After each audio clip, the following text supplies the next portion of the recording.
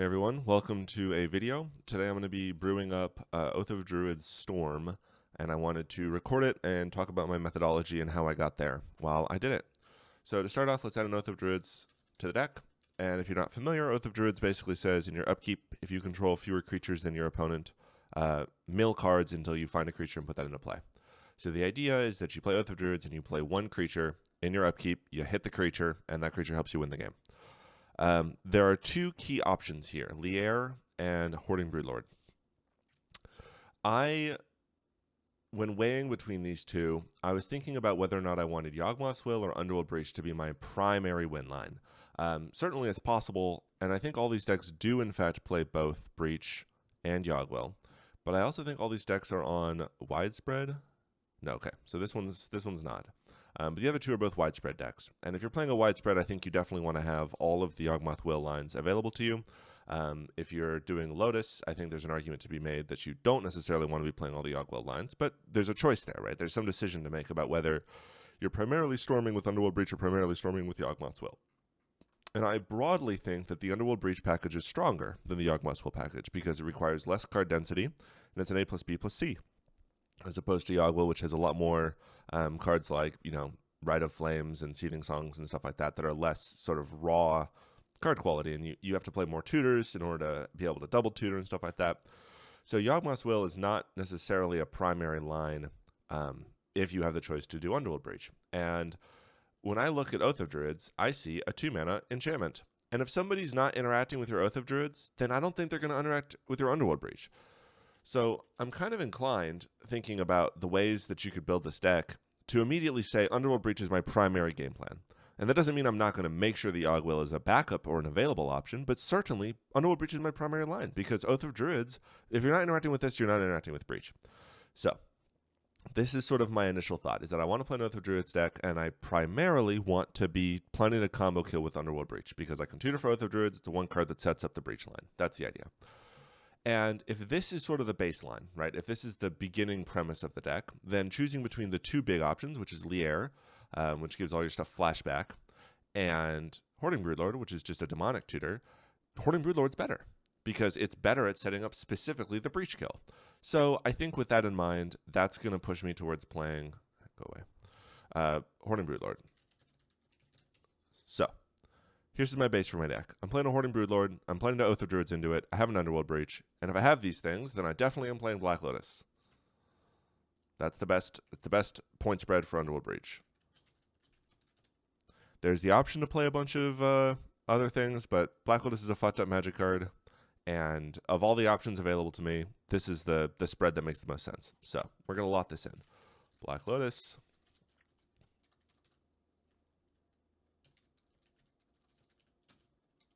Underworld Breach. So I have Black Lotus, I have Underworld Breach, I have Lion's Eye Diamond. Let's get started on adding cards. We're definitely going to play a Brain Freeze, because Brain Freeze is a good magic card. So this is kind of the core of the deck. Well, that's not true. Saw in Half. If you're not familiar, Saw in Half basically says destroy target creature, get 2 of those creatures. So you saw your Broodlord in half, you get 2 Broodlords, you win the game. We need a Sevinne's Reclamation. I think there's an extra E in there. Yeah. Sevinne's Reclamation allows us to flash it back to pick up Underworld Breach from the graveyard. You can also cast it to pick up Underworld Breach. Since I'm on a Black Lotus Underworld Breach, Sevinne's, this is kind of the core of the deck here. You're going to play into Oath to Broodlord. You're going to do the Black Lotus Underworld Breach Lion's Eye Diamond Brain Freeze thing as often as possible, and you have sort of the core package to pick things up. Then from here, there's a number of different packages you can add. So let's start going through one at a time and looking at some of these. So the first thing that I noticed is the amount of reanimation effects. Everybody, I think all of these people are playing at least one Animate Dead. I don't know if they're playing Reanimate. They are. This one is this one Reanimate? No Reanimate here. Yes, Reanimate here. So both of the widespread decks are playing Reanimates, but everybody's playing Animate Dead. And I think the reason they're playing Animate Dead is because it is a permanent that can be brought back into play with Sevinne's, and it doesn't cost life, of course. I'm inclined to, I already like playing Entomb for Underworld Breach, and since we're primarily doing Underworld Breach stuff, we definitely want the Entomb. And then I'm also inclined to play an Animate Dead. That makes a lot of sense. So now we have an A plus B combo that puts the Hardened Broodlord into play. This seems like a wise set of things to do. I'm going to leave the Reanimate out for now, but it might come in. We'll see how this deck progresses. So that's sort of the first package or consideration here before we get to good stuff. And we're going to add a bunch of good stuff certainly very soon. The other piece that I was considering, or that I was looking at, was... Where is it? I don't remember what it was, but that's all right. I think one of the other pieces that I need to sort of identify before I go any further, because it's going to help sort of define to what extent the deck is doing the thing it's trying to do, is whether or not I'm playing Yawgmoth's Will. So the Yawgmoth's Will plan, like if I look at actual Lotus Breach, there's no Yawgwill in this deck because it just doesn't, you can't win the game without playing a Tendrils as well. So you have to play Yawgwill, you have to play Tendrils, and then you have to play a bunch of stuff that helps enable it. And I wonder if it makes more sense to do the pull in different directions is challenging. You're already adding 3 or 4 cards here, like the Animate Dead, the Saw in Half, the Hardened Broodlord, the Oath of Druids, that are not necessarily super high card quality. So you're adding some cards into your deck that are not as strong in exchange for the idea that they, as a package, are strong enough to justify their inclusion or their slots. I'm not sure if I want to try to fit all of the cards that I would need to fit into the deck in order to enable a full Yawgwill plan, right? So you need like Tendrils and Beseech means you need lots of artifacts and potentially, well, not creatures, you can't, but lots of artifacts, and there's a lot of stuff that you would put into a pure Breach deck that Seething Song, Pyretic Rituals, Desperate Rituals, things like that, which I don't necessarily know if what I want to do is what I want to do with this deck. I don't know if it makes a lot of sense. So I'm going to proceed without a Yawgmoth's Will, and I'm going to plan to go all in on Breach, and what really means is that this Lotus Breach deck that is kind of going to be my baseline, for how I'm going to build the deck, because I'm going to start with the core of Lotus Breach and, see what other things might change because of the Hardened Broodlord. So let's start with Lotus Breach. And in order to add a lot of cards very quickly, we're going to do a Moxfield compare. So actually, before I do this, I'm going to do a few other things. Is fetch land, yoink, yoink.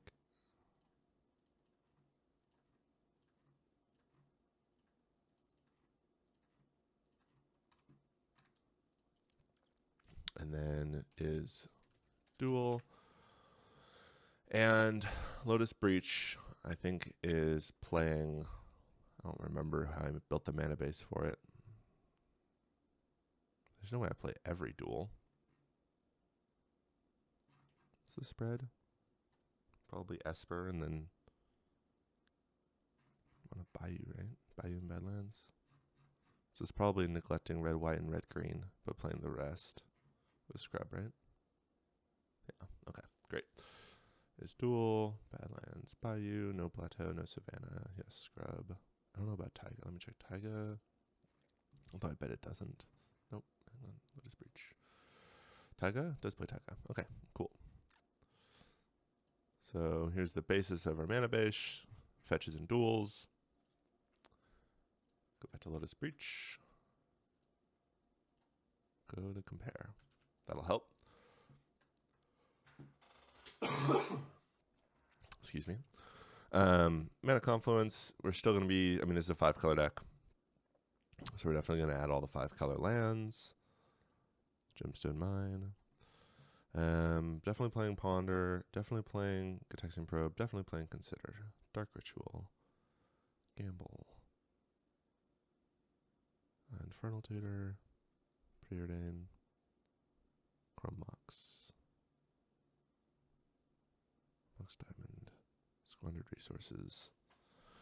You notice I'm skipping some of the tutors because I want to approach those in aggregate and think about them kind of conceptually. There's a plateau. All right, well, I'm mad at that.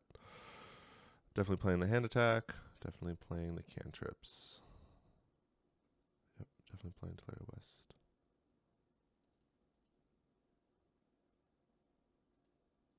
Yoink. Givian Find and Regrowth make a lot of sense in a deck that's planning to put a bunch of cards in the graveyard. Jace is the second best type of thing that does the second best copy of Brain Freeze. There's an argument between Tome Scour, Grinding Station. Did I only play 2 others? I guess. Oh, and False Memories. I think Tome Scour is the best of the 3. I'll go ahead and add it. And then between these 2, we'll see. I'll leave them out for now. Definitely playing Duress. Definitely playing Moonsilver Key. Oh, that's a tutor. We'll wait on that. Definitely want Unmarked Grave. Another second copy of Entomb. Definitely playing Lightning Bolt. Card's good. Good removal spell. Definitely playing Silence, Abeyance, Worm's Chant. Cabal Ritual. Okay. This is getting good. Some of the value cards, like Founding the Third Path, I am going to sit on and think about, but I'm probably going to end up playing because I like them. Definitely want to Thoughtseize. Okay. This is a good start. So, Breach decks, the reason I've left out some of the stuff like the Careful and the Faithless and the Thought Scour is because conceptually, if we have an enchantment that's one card winning the game, and that's like a fundamental component of what it is we're trying to do, I definitely wonder whether or not we want to plan to like these cards go down in value, right? When you have this sort of one card win condition that you're planning to play. So it makes me wonder how efficient they are going to be, or how strong they are when you have this sort of secondary game plan. Cards like Mental Note and Thought Scour are a lot stronger when you don't have that plan. With that said, we can definitely add the cards that are going to tutor for Breach. So these and our Heuristic Tutor and our Grim Tutor. Idyllic Tutor makes even more sense here because we're going to be finding, we can both find Oath with it. Beseech the Queen is great. Trinket Mage cannot be added to my deck. I will play it to Fairy. I don't know. I like Dress Down a lot less when I have a creature that I really need to resolve because you can't end step the Dress Down and have the Oath of Druids thing do what you need it to do. Definitely playing Fabricate. Let's see. LDV is lovely. Moonsilver Key. Okay. This is great. I'm probably going to add a Rain of Filth because it's great. This is a great start. So these are cards that I definitely want to revisit and consider, but we will not do that yet because I want to look and see what other tech these other decks are playing. So let's take a look here and see what ideas they have and whether or not those ideas are good. So Dread Fugue, I'm in for that. Burnt Offering. So this is a card that is probably worth playing in this deck because it's going to make a shit ton of mana. It gives you some flexibility if you already have stuff in your hand you're planning to do. Again, these decks are on sort of I wonder if Profane Tutor's good. So a turn 2 suspend, Profane Tutor, that means a turn 4 Oath, which is a turn 5 win. I'm not super impressed with that. So I'll leave Profane Tutor out for now. Obviously, this deck's on a lot more tutors. It's on a tutor spread instead of a Lotus spread. I don't love Jeweled Amulet without Beseech. I think Beseech makes all of the artifacts make a lot more sense. But since I'm not necessarily doing the Beseech, in fact, I don't think I am doing the Beseech plan because I'm not even doing the Ogwell plan. I think I'll probably pass on that. I've been repeatedly unimpressed with Defense Grid. I do want Veil of Summer. Because turns out Force of Negation can still be cast if they have 3 mana up. And so I've found this to be a less efficient type or less effective type of silence than some of the other ones. Did I play Grim Monolith in my Lotus Breach deck? I am. Okay. Well, I do like Grim Monolith. I'll play it. And Pentide Prism is another card I've been repeatedly unimpressed with. Okay. That seems good. We'll go to the next list. Take a look. Take a peek. So this has got the fast spawn stuff, which is not what we're going to be doing. Shifting Woodland. This card makes a lot of sense in an Oath of Druids deck. Going to put that card in. That card makes a lot of sense. Swords. I love swords. I think that card's great. I'll play it. Seems good so far. Fatal Push is not my favorite type of removal. The Reanimate. I think I am going to play a Reanimate. Because Reanimate seems really good. I'm probably going to play into the Flood Maw. It's good removal. And then Chain of Vapor. Is there already a Chain of Vapor in this deck?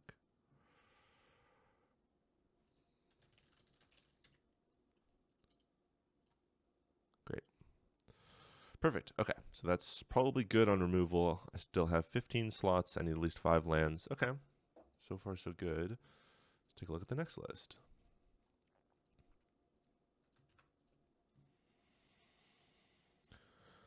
Yeah, Demonic Council is very much a card that I am curious about that I'm not gonna immediately put in this deck. I know when I brewed up my triple 3-mana tutor deck, which is with Demonic Council as one of them. That's why I put a bunch of creatures in. I think I'm less impressed with this card in Breach Shells than I am in Yogwill Shells, because I think Yogwill Shells better set up it, because you have a lot, you're willing to or able to play a lot more cards that don't make a lot of sense, that aren't as like A plus B. The One Ring is a really good card. I'm going to play that in my Black Lotus deck. What does this card do? It's hand attack. Okay, I'm fine on hand attack. Not that interested. Yeah, again, the Rite of Flame stuff is much stronger. Grinding Station is a card I need to think about. Okay, Founding the Third Path. I would love to have a Founding the Third Path in my deck with a bunch of the other like 1 and 2 mana cards. That might be the sort of final package here.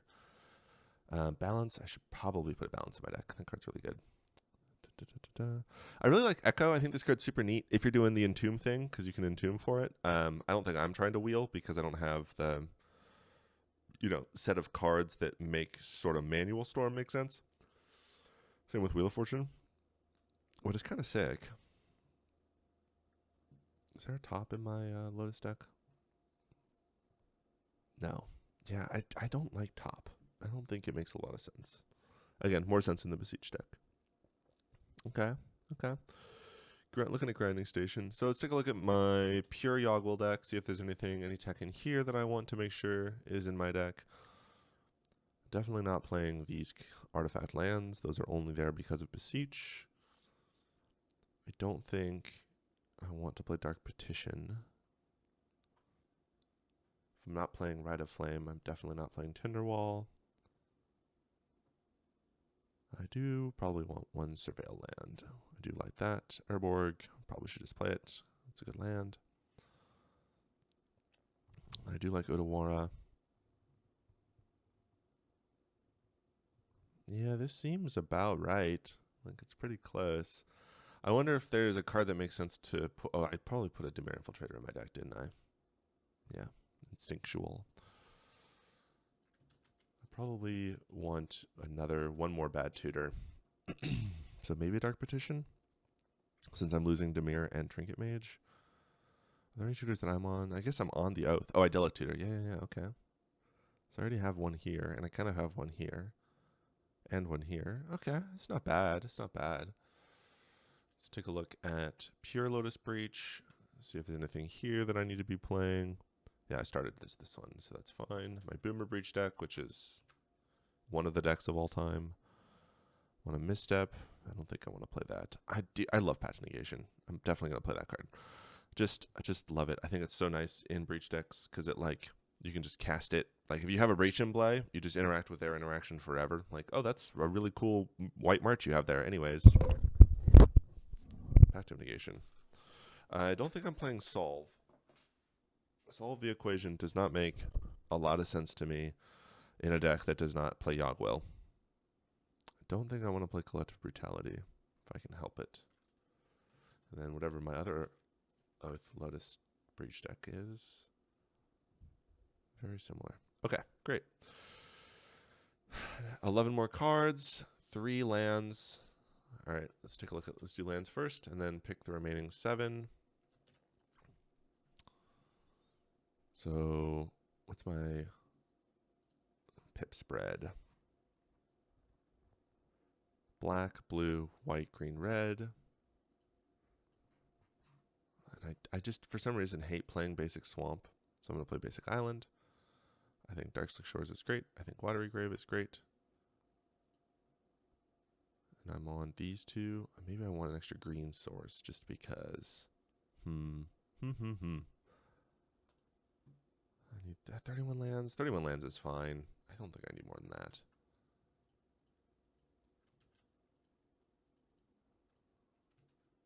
One of them is an Otawara. One of them is an Urza Saga. Okay. And then I'm going to play both of these. Actually, how many artifacts am I on? 8 artifacts? I'm going to skip the grinding station. I'll play False Memories, though. And then now we're at 31 lands, 7 cards left. And then I get to pick my best, I think, and I want to compare with the pure Lotus deck because I want to just make a good Lotus Breach deck outside of the Oath portion of the deck.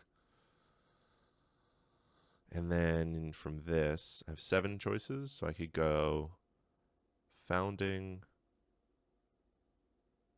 Whale, Strategic, Ransack, Thoughtscour, Mental Note. No, I think Careful Study and Faithless Looting actually make a lot of sense because of the creature that I want to reanimate. 1, 2, 3, 4, 5, 6, 7, 8. 1, 2, 3, 4, 5, 6, 7, 8. Can I find a cut? I really hate things being sort of asymmetrical, which is what I feel like they would be if I included only 2 of these 3 or 1 of these 2 or 1 of these 2, which is probably bad deck building. But I can probably cut one of these. So Dread Fugue, Floodmaw, Swords, those are all decent cards. So I'm cutting Dress down, putting in a Swords. I could say City for Dread Fugue. So I'm basically up a piece of removal. That makes sense. That seems reasonable. Strikeovich is nice, but not exceptional. And I'm less concerned about having a bunch of mana because I have an Oath of Druids in my deck. I'm just less concerned about it.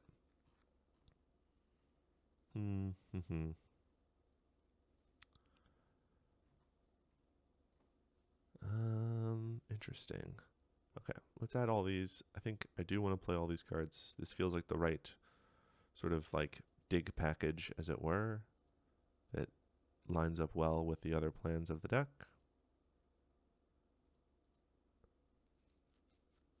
So I mostly ended up just building Lotus Breach and cut 10 cards, but I cut them in a interesting way.